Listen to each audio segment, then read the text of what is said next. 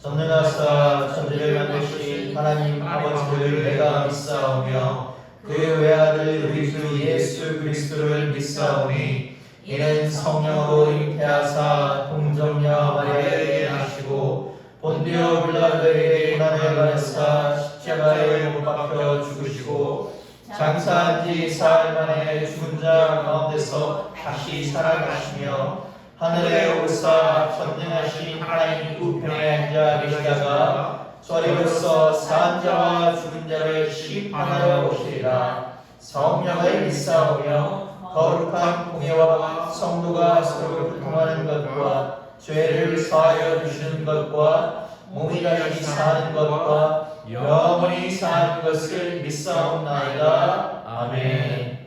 교독문 135번 성령 강림 교독문 읽겠습니다. 한 절씩 교독하시겠습니다. 그에 비해 여호와의 영 곧 지혜와 총명의 영이요 모략과 재능의 영이요 지식과 여호와를 경외하는 영이 강림하시리니 오직 하나님이 성령으로 이것을 우리에게 보이셨으니 성령은 모든 것 곧 하나님의 깊은 것까지도 통달하셨느니라. 내가 아버지께 구하겠으니 그가 또 다른 보혜사를 너희에게 주사 영원토록 너희와 함께 있게 하리니 그는 진리의 영이라. 보혜사 곧 아버지께서 내 이름으로 보내실 성령 그가 너희에게 모든 것을 가르치고 내가 너희에게 말한 모든 것을 생각하게 하리라. 오직 성령이 너희에게 임하시면 너희가 권능을 받고 가시겠습니다.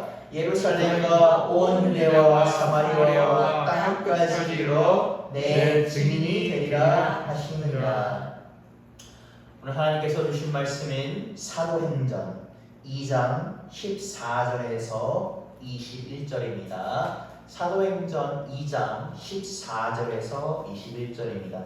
저희가 본문은 2장 14절에서 21절인데 주보에는 사도행전 2장 1절부터 4절도 같이 첨부를 해놨습니다. 오늘 본문과 이해해서 보시면 좋습니다. 본문 14절부터 21절만 읽겠습니다. 제가 먼저 읽겠습니다. 베드로가 열한 사도와 함께 서서 소리를 높여 이르되 유대인들과 예루살렘에 사는 모든 사람들아 이를 너희로 알게 할 것이니 내 말에 귀를 기울이라. 때가 새 삼시니 너희 생각과 같이 이 사람들이 취한 것이 아니라 이는 곧 선지자 요엘을 통하여 말씀하신 것이니 일렀으되 하나님이 말씀하시기를 말세에 내가 내 영을 모든 육체에 부어주리니 너희의 자녀들은 예언할 것이요 너희의 젊은이들은 환상을 보고 너희의 늙은이들은 꿈을 꾸리라. 그때 내가 내 영을 내 남종과 여종에게 부어주리니 그들이 예언할 것이요 또 내가 너로 하늘에서는 기사를 아래로 땅에서는 징조를 베푸리니 곧 비와 불과 연기로다. 주의 크고 영원한 날이 이르기 전에 해가 변하여 어두워지고 달이 변하여 피가 되리라. 누구든지 주의 이름을 부르는 자는 구원을 받으리라 하였느니라. 이 말씀은 살아계신 하나님의 말씀입니다. 아멘. 할렐루야. 이번 주일은 성령 강림 주일입니다. 그래서 저희가 이번 주부터 시작되는 성령 강림 절기는 교회 절기 중에서 가장 큰 절기입니다. 무려 28주 동안 지속이 되며 11월 24일 날 끝이 납니다. 그래서 이 성령 강림 절이 끝나면 저희가 교회에서 가장 저희가 중요한 절기 중 하나예요. 이제 성탄절을 준비하면서 대림절로 들어갑니다. 대림절은 예수님께서 오시는 것을 기다리는 주간이라고 보시면 됩니다. 그래서 이 성령 강림절은 이 교회 절기에서 가장 긴 절기며 우리가 또 대림절 전에 있으며 우리가 교회력을 따지면 보통 교회는 이제 1년을 11월을 마지막으로 하고 12월부터 첫 시작이라고 봅니다. 그래서 이번 이렇게 시작이 돼서 11월까지 지속이 된다라고 보시면 되겠습니다. 오늘은 저희가 본문에서 본 것처럼 사도행전 2장 부분을 보려고 합니다. 그러니까 교회사 2000년, 교회 역사 2000년을 보게 되면 저희가 여러 가지 이제 전통이 있습니다. 그래서 그 여러 가지 전통 중 하나가 성설과라는 것인데, 이 성설과는 뭐냐면 그 해당 절기에 이 해당되는 본문으로 설교하라는 것을 권면하는 것입니다. 그리고 이 그 대표적인 본문이 이 성령 강림 주일의 어떤 본문이냐면 이 사도행전 2장 14절에서 21절입니다. 그렇기 때문에 이제 개신교는 우리가 성설과를 무조건 따르지는 않지만 우리가 모든 교회에서도 이 성령 강림 주일에는 이 사도행전 본문으로 설교하는 것을 한 번씩은 다 고려하시는 그런 부분이라고 보시면 되겠습니다. 이 성령 강림절, 이 오순절 사건 자체가 이 사도행전 2장에 나오는 이 성령이 강림된 사건을 우리가 모티브로 한다고 보시면 됩니다. 오순절에 대해서 간략히 말씀드리면 이제 예수님께서 십자가에서 돌아가시고 승천하셔서 다시 오시다라는 것을 약속하셨는데 이 제자들을 포함한 120명의 사람들이 기도를 이렇게 합니다. 다락방에 모여서. 근데 그 기도하는 가운데 어느 누구도 빠지지 않고 그들 모두에게 성령의 불이 임한 사건이 우리가 성령 강림절입니다. 그래서 이 성경에 쭉 보게 되면 100여 명이 넘는 사람에게 단체로 성령이 임한 대표적인 사건이며 우리가 기독교에서 이 성령님의 존재, 중요성을 일깨워주는 사건이다라고 보시면 됩니다. 우리가 이 교회를 종종 다니다 보면 이 초신자분들도 그리고 혹은 교회를 또 다니신 분들도 이런 얘기를 합니다. 우리가 성부 하나님, 성자 예수님은 무엇인 역할인지 뚜렷하게 알겠는데 성령 하나님의 역할은 무엇입니다. 조금 애매한 것이 아닐까. 구별되는 뭔가 있을까라는 우리가 의문을 많이 가집니다. 오늘 이 본문 사도행전 2장 본문은 성령이 역사하신 우리 성령이 우리에게 임하실 때 어떤 것이 있는가에 대한 것을 보며 왜 성령님께서 예수님께서 이들에게 성령을 보내셨는가를 살펴보는 부분입니다. 사도행전 2장 1절에서 4절을 읽도록 하겠습니다. 오순절 날이 이미 이르매 그들이 다 같이 한 곳에 모였더니 호련히 하늘로부터 급하고 강한 바람 소리가 있어 그들이 앉은 온 집에 가득하며 마치 불의 같이 갈라지는 것들이 그들에게 보여 각 사람이 하나씩 임하여 있더니 그들이 다 성령의 충만함을 받고 성령이 말하게 하심을 따라 다른 언어들로 말하기 시작하니라. 우리가 이 오순절 마가의 다락방 사건에 대해서는 한 번씩은 다 들어봤을 텐데 정확히 어떤 사건인가라고 헷갈리시는 분이 있을까 하여 아까 부분을 다시 한번 조금 풀어드리면 그 예수님께서 십자가에서 돌아가신 후에 승천하십니다. 그리고 너희에게 다시 오리라 라고 약속하십니다. 그것을 이제 몇 명이 전해들었냐면 성경에서 600명이 전해들었습니다. 근데 그 600명 중에 이 마가의 다락방에 모인 인원은 120명입니다. 그 480명이 안 모입니다. 왜? 아예 모시겠어? 라는 걸로 해서 120명만이 모입니다. 그 120명이 모여서 기도하는 가운데 그들 모두에게 어떻게 했다? 불의 겹처럼 갈라지는 성령이 임합니다. 바람이 불었고 그들 머리에 성령이 임재한 것이 보입니다. 그러면서 오늘 우리가 그들이 평생 배우지 못했던 서로 다른 언어로 얘기하는 우리가 방언과 직접적으로 관련있지는 않지만 우리가 방언을 마치 연상할 수 있고 우리가 성령의 역사가 임하면 다른 말로 얘기하는 방언으로 말하듯이 그런 우리가 성령의 역사를 보이게 됩니다. 이게 요즘이야 우리가 다국어를 하는 사람들이 많고 요즘이야 이제 그 여러 가지 언어를 하는 사람들이 많고 저희가 외국어를 배우자라고 하지만 이때까지만 해도 사실 외국어를 하는 사람이 그렇게 많지 않았습니다. 그렇기 때문에 그런데 여기 모인 120명의 사람들이 이 세계는 많이 배운 사람들이 있지만 배우지 못한 사람들인데 일같이 외국말로 이렇게 막 말을 하니까 다른 말로 막 하니까 이스라엘 사람들 어떻게 합니까? 깜짝 놀랍니다. 그러면서 뭐라고 하냐면 이 사람들이 단체로 모여서 술을 마셨구나. 헛소리를 하는구나 라고 합니다. 도저히 이해가 되지 않기 때문이죠. 그 말을 들은 베드로는 오히려 오늘 이렇게 이들을 꾸짖습니다. 사도행전 2장 14에서 16절을 읽겠습니다. 베드로가 11사도와 함께 서서 소리를 높여 이르되 유대인들과 예루살렘에 사는 모든 사람들아 이를 너희로 알게 할 것이니 내 말에 귀를 기울이라. 때가 제3시 너희 생각과 같이 이 사람들이 취한 것이 아니라 이는 곧 선지자 요엘을 통하여 말씀하실 것이니 이르렀으되.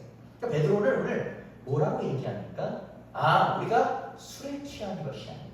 여기서 15절에 보면 재밌는 얘기가 있어요. 제3시 우리가 오전 9시에 무슨 술을 마시겠느냐. 술을 마신 것이 아니라 성령이 임한 것이다. 선지자 요엘의 예언이 성취된 것이다 라고 합니다.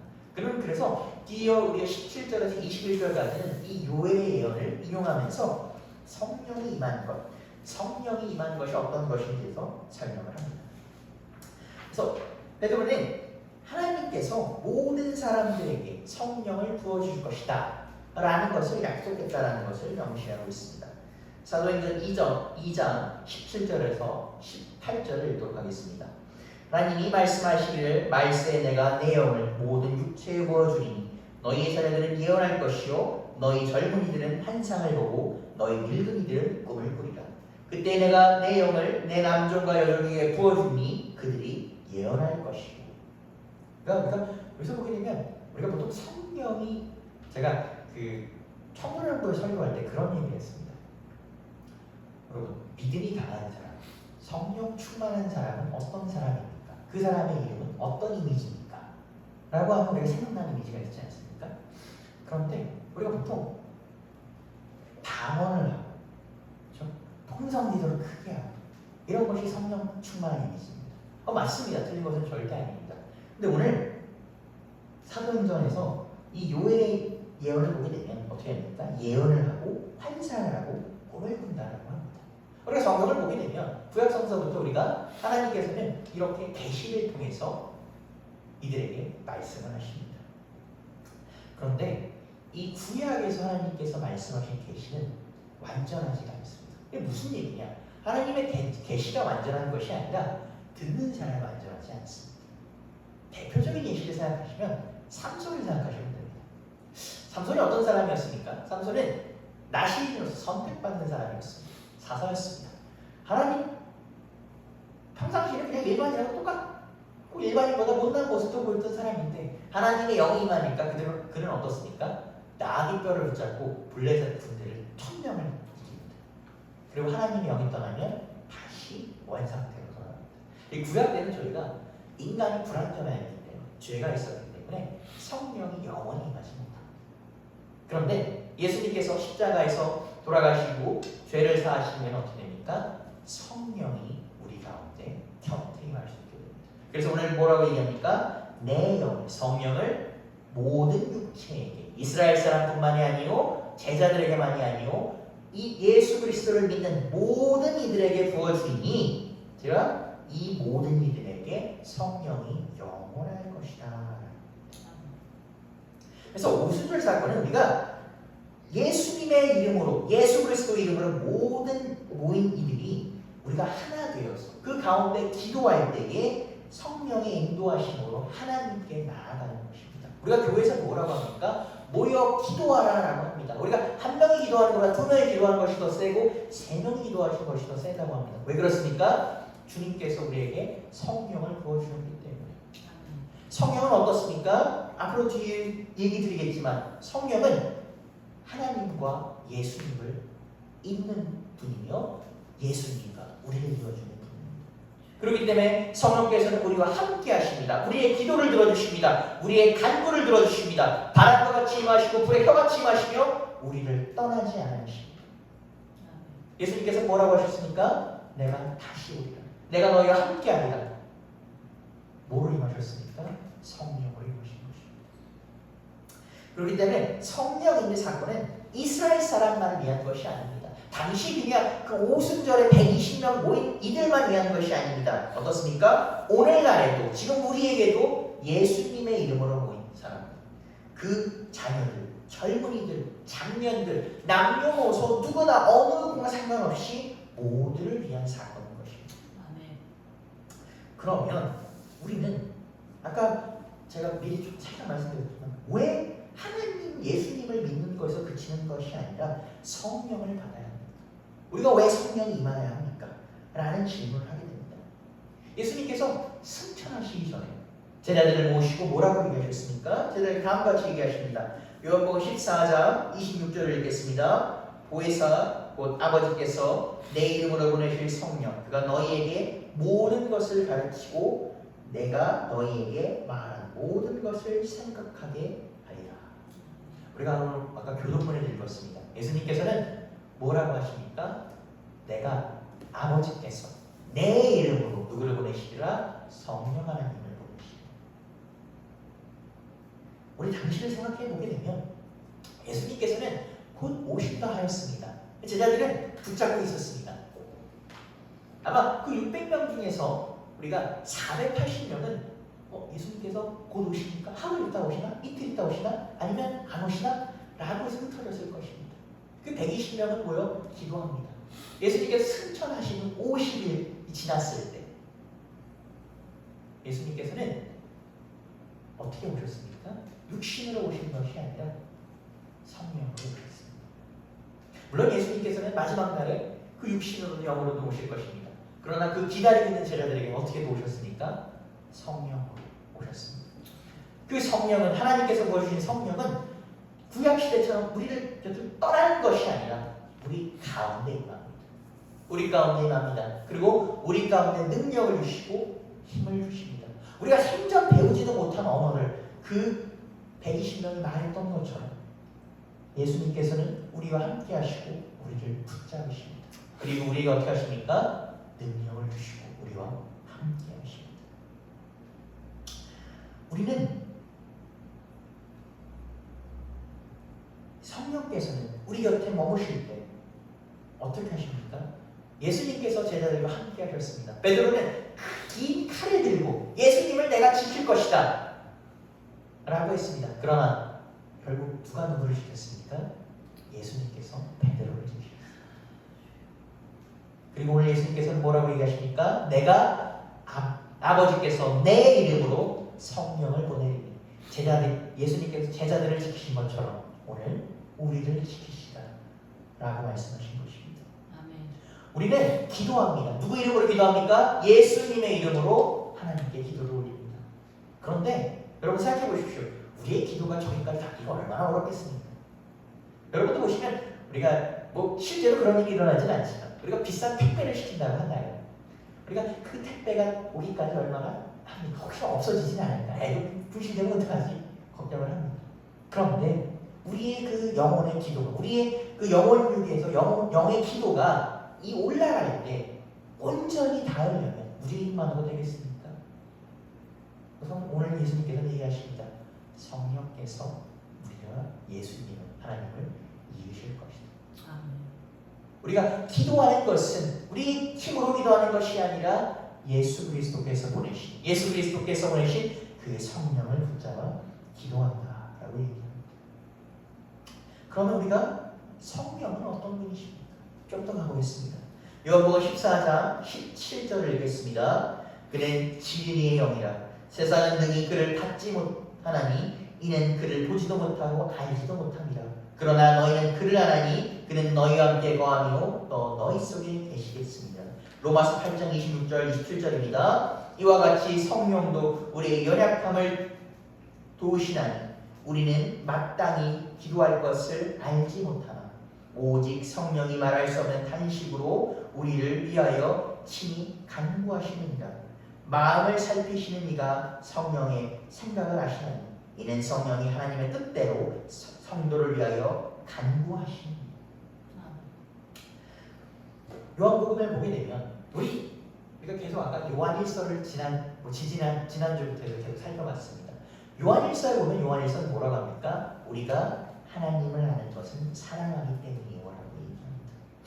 오늘 요한은 얘기합니다. 우리는 그를 우리의 능력으로는 알 수 없다.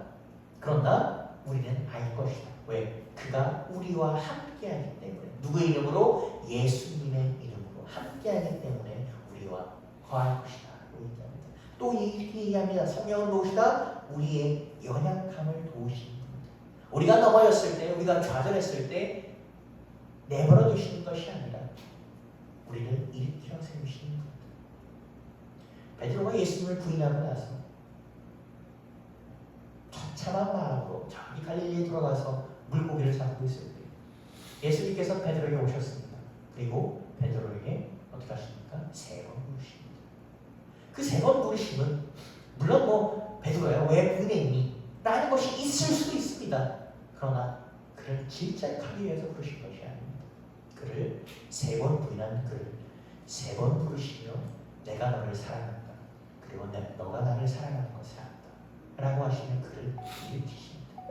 그렇게 일으키신 예수님께서는 오늘 성령을 보내셔서 우리를 일으키십니다. 우리를 일으키셔서 내가 너를 사랑한다 라고 말씀하십니다.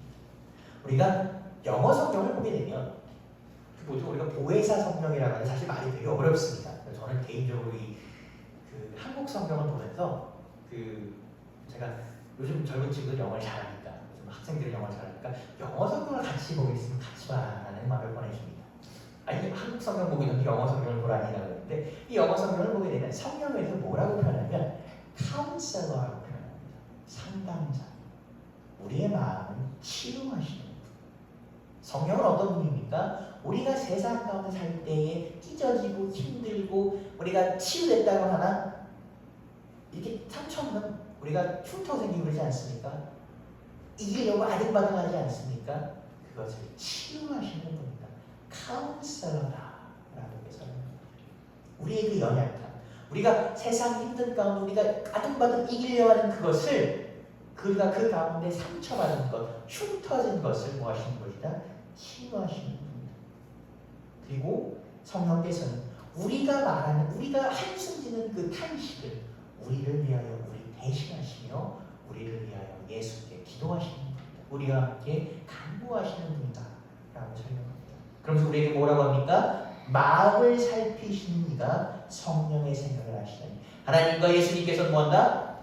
예수님의 이름으로 하신 성령의 생각을 아시나니 우리가 기도할 때 그 우리의 기도가 온전히 예수께 닿을 것이다 라고 합니다. 정리하자면 성령은 어떤 분입니까? 하나님과 예수님으로 동분입니다. 하나님은 어떤 분이셨습니까? 무슨 하나님은 진노하시고 분노하시며 질투하시는 하나님이셨습니다. 그러나 그것이 하나님의 전부가 아닙니다. 하나님은 무엇입니까? 사랑의 하나님이십니다. 굳이 그럴 필요가 없는데 이스라엘 백성은 어떻습니까? 출애굽에서 구하셨고 그들의 불편 가운데서도 그들을 채찍질하시긴 하셨으나 그들을 끌고 오셨습니다. 그 가운데 그들을 불기둥과 구름기둥으로 지키셨습니다. 오늘도 졸지도 않고 쉬지도 않고 우리를 지키십니다. 그리고 우리를 지키실 때 우리 옆에 누구를 보내십니까? 성령을 보내십니다. 이스라엘 백성을 지키셨던 것처럼 성령을 보내셔서 우리와 성령이 함께 하시고 성령께서 졸지도 않고 쉬지도 않고 우리와 함께 하시고 우리를 치유하십니다.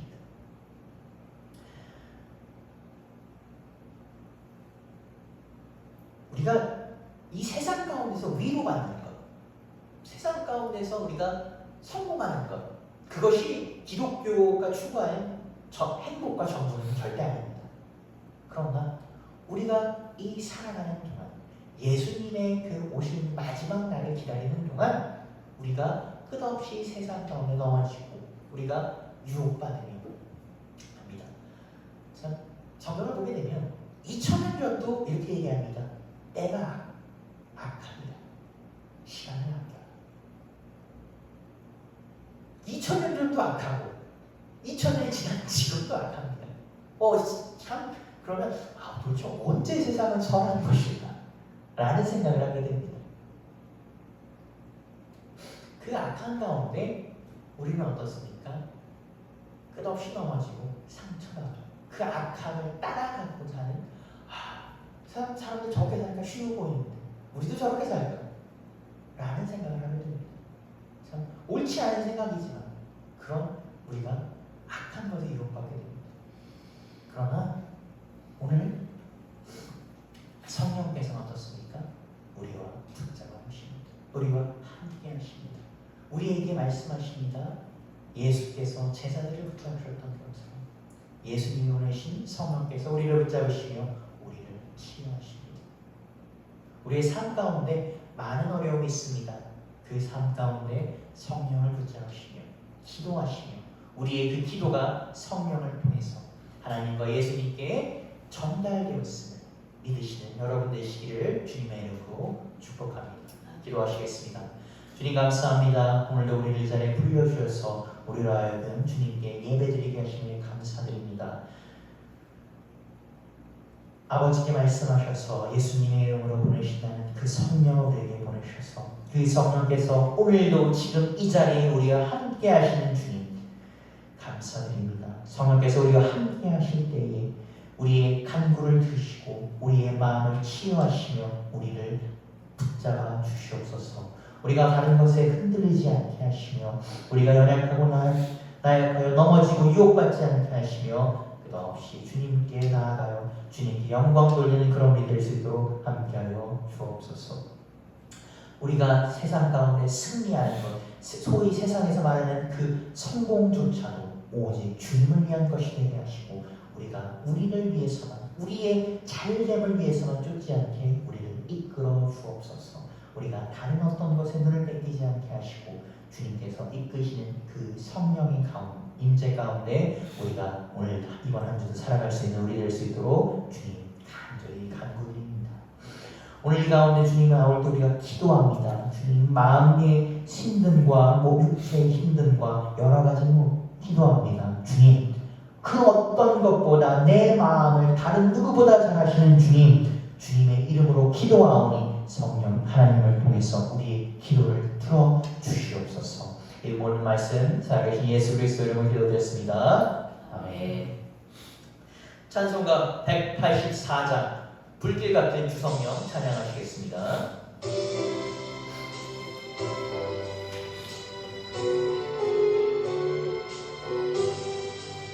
불길 같은 주성령 간구하는 우리에게 지금 강림하셔서 영광 보여주소서. 성령이여 임하사 우리 영의 소원을 만족하게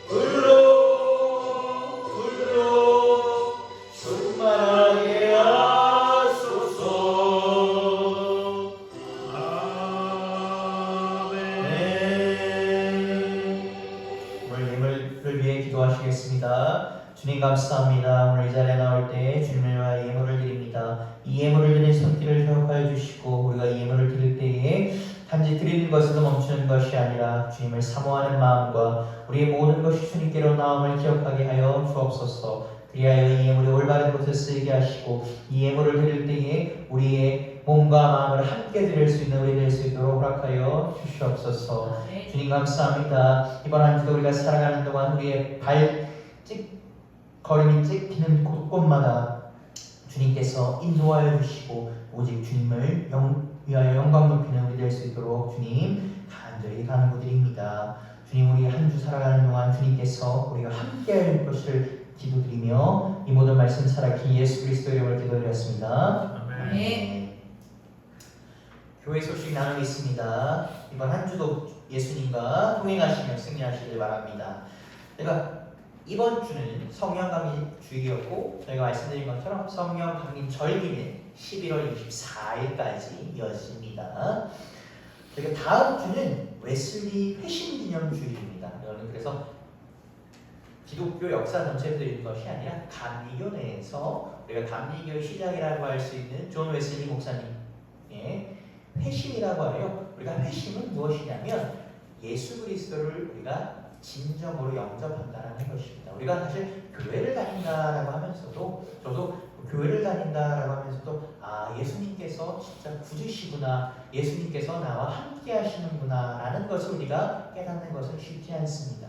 그런데 우리가 그런 사건이 있습니다. 그래서 웨슬리 목사님께서는 여기 이 올더스 게이트라는 곳에서 어느 집회에 참여하시는데 그 집회에 참여할 때 로마서 우리가 마틴 루터가 쓴 로마서 주석을 읽으시고 예수님의 사랑을 느꼈다라는 겁니다. 그래서 이 구절이 되게 유명합니다. I felt my heart strangely.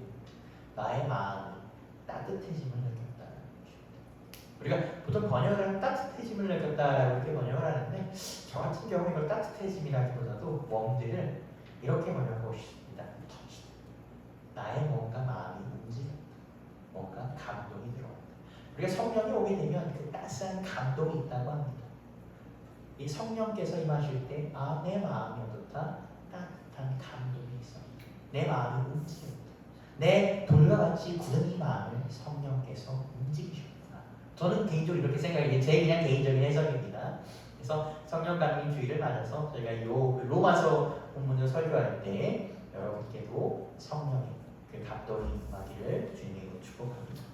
주기도문으로 주일 예배를 마치겠습니다. 하늘에 계신 우리 아버지여, 이름이 거룩하게 여겨주시오며 나라가 임하시오며 뜻이 하늘에서 이루어지는 것 같이 땅에서도 이루어지이다. 오늘 우리에게 일용할 양식을 주시옵고 우리가 우리에게 죄 지은 것을 사하여 준 것 같이 우리 죄를 사하여 주옵시고 우리를 시험에 들게 하지 마시옵고 다만 악에서 구하시옵소서. 나라와 권세와 영광이 아버지께 영원히 있사옵나이다. 아멘. 우리 예배를 마쳤습니다. 이번 한 주도 주님 안에서 가시기를 바랍니다.